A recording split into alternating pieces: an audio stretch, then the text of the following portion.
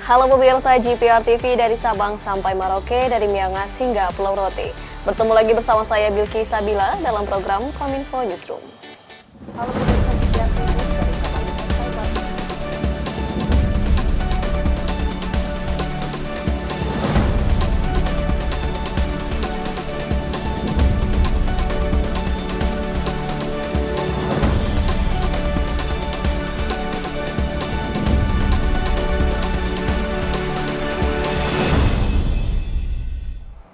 Pemirsa, kita awali informasi pertama. Guna memastikan persiapan pengamanan perhelatan konferensi tingkat tinggi G20 yang akan berlangsung di Bali pada 15 hingga 16 November mendatang, Kapolri Jenderal Listio Sigit meninjau Command Center di Polda Provinsi Bali.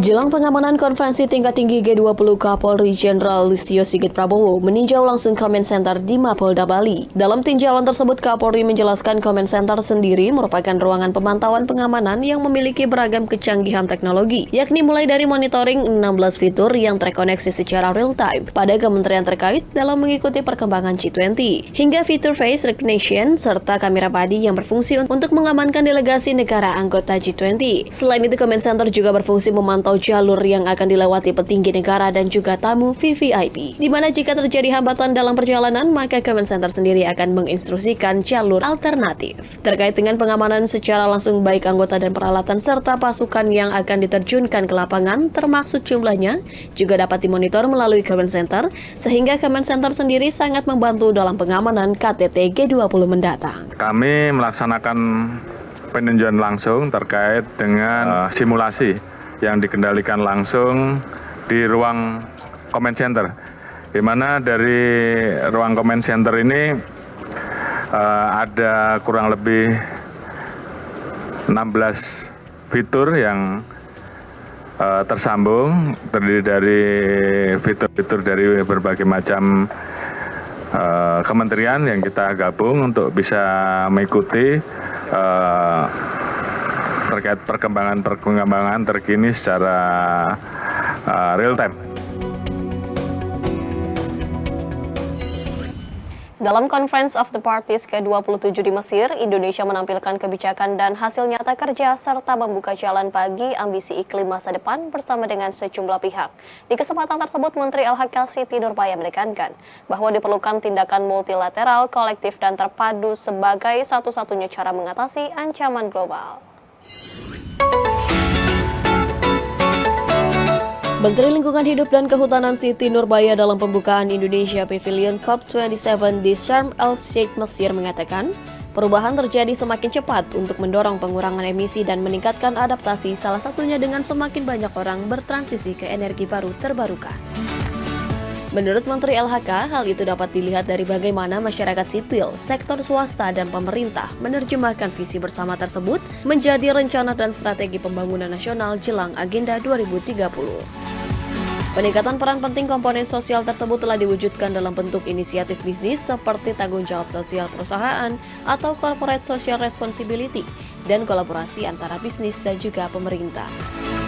Namun aksi bersama untuk adaptasi dan mitigasi perubahan iklim masih terbatas karena beberapa faktor, termasuk dimensi politik dalam mengambil keputusan dan perbedaan kepentingan antar prioritas lingkungan hidup dan sosial ekonomi. Untuk itu menurut Siti, edukasi untuk menggalang dukungan publik serta peran akademisi dan pakar diperlukan untuk kebijakan yang mendukung lingkungan hidup. With regard to Indonesia's enhanced NDC, I would like to share that the document reflects updated policies, actions, and implementation of NDC with additional target contributed and agreed by all sectors in related ministries and in full participation of subnational, private sector, and local communities. Indonesia also considers adaptation as important as mitigation, as clearly portrayed in the document on enhanced economy, social and livelihood, ecosystem and landscape resilience.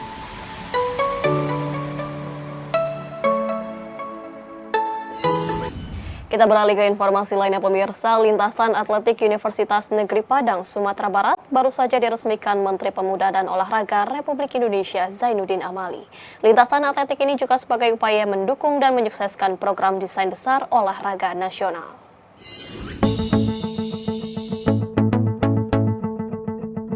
Dalam menyambut pelaksanaan Pekan Olahraga Mahasiswa Nasional ke-17 tahun 2022 yang akan digelar pada 17 hingga 26 November 2022, Menteri Pemuda dan Olahraga Republik Indonesia Zainuddin Amali meresmikan lintasan atletik berstandar internasional pertama di Sumatera Barat, Universitas Negeri Padang.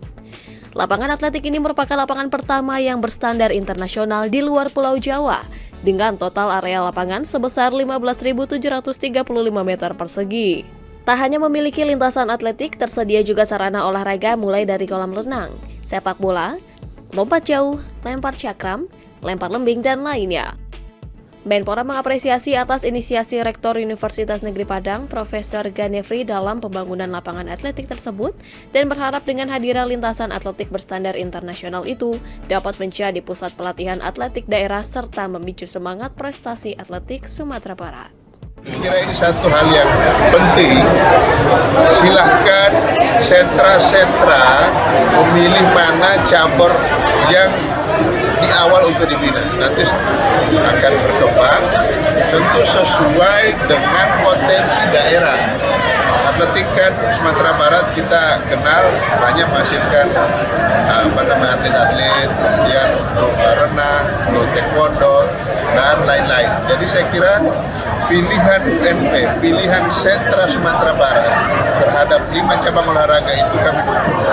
Karena Sumatera Barat lah yang paling tahu potensinya ada di mana.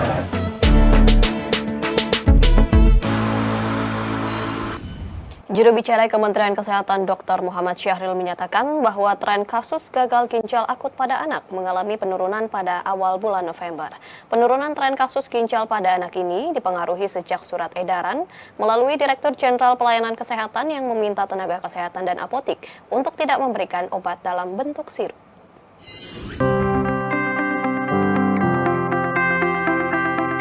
Kementerian Kesehatan memberikan update perkembangan terkait penanganan kasus gangguan ginjal akut progresif atipikal pada anak. Kemenkes menyatakan bahwa kasus gangguan ginjal akut progresif atipikal pada anak di Indonesia kini telah mengalami penurunan cukup signifikan. Juru bicara Kementerian Kesehatan Dr. Muhammad Syahril mengungkapkan penurunan kasus tersebut dipengaruhi beberapa hal. Salah satunya kebijakan pemerintah yang melarang memberikan obat sirup yang diduga mengandung unsur kimia EG dan DEG kepada anak. Sebagai gantinya, masyarakat dapat memberikan obat dalam bentuk sediaan lain seperti tablet, kapsul, supositoria, dan lainnya. Hingga saat ini perawatan dan pengobatan pasien anak yang mengalami gangguan ginjal akut di tanah air masih menerima obatan fomepizol. Melihat perkembangan yang baik, Kemenkes terus berupaya mendatangkan obat injeksi fomepizol dari berbagai negara sebagai langkah mitigasi penyakit GGA. Berdasarkan data Kementerian Kesehatan, jumlah kasus GGA di Indonesia tercatat sebanyak 323 orang yang terdiri dari 99 kasus sembuh, 34 dirawat, dan 190 kematian. Jadi pada awal Agustus, akhir Agustus, September, dan Oktober kan naik, ya. Nah, tetapi setelah kita lakukan pengumuman dengan melarang penggunaan obat-obat sirup, ya, atau cair, yang kita duga setelah melalui pemeriksaan penelitian tadi, maka penambahan kasus baru maupun angka kematian menurun dengan drastis. Artinya jauh sekali. Kalau kemarin kenaikannya bisa 75-100 pasien, tapi setelah tanggal 18 itu hanya 5, 4, dan akhirnya sampai saat ini semuanya di bawah hitungan 5, ya, sedikit sekali.